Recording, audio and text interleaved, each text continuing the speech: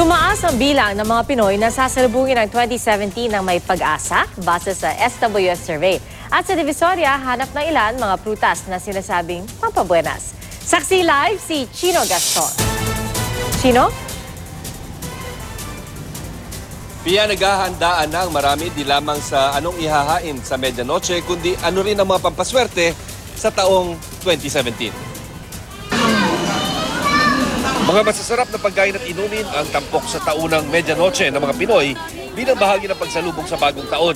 Ang masasarap na pagkain, mura man o mahal, sumasalamin sa biyayang nakamit sa nakalipas na taon. At para swertihin daw sa darating na taon, tradisyon din sa ilan ang pagbili ng mga bilog na prutas para sa medianoche.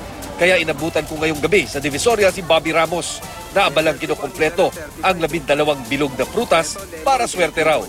Mula sa ubas, pongkan, pomelo, kiwi fruit, mansanas, longgan, kiat-kiat, dalandan, pakwan, mangga, bayabas, peras at marami pang iba matatagpuan sa mga stalls dito sa Divisoria. Minsan totoo, minsan hindi. Bahagi daw ito ng panalangin at pag-asa na gaganda ang buhay sa 2017. Sinasalamin niya ang pinakahuling SWS survey kung saan 95% sa mga respondent ang nagsabing mataas ang kanilang pag-asa na gaganda ang buhay sa bagong taon. Mas mataas kumpara sa pagsalubong sa 2016. Ang natirang 5% lang ang nangangamba.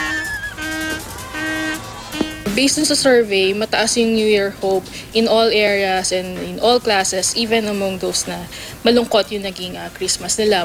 Pero ang pag-asa at inaasam na swerte ay wala raw bisa kung sa isip lang ito mananatili at walang gawa. Mula nung maliit kasi kami, ganun talaga ang paniniwala namin.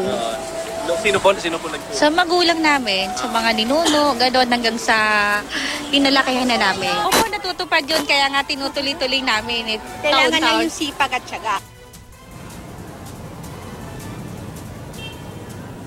Pia, maghahating gabi na dito sa Divisoria pero napakarami pa rin sa ating mga kababayan ang patuloy na namamasyal at namimili rito. At live mula rito sa Divisoria sa lungsod ng Manila, ako si Chino Gaston, ang inyong saksi.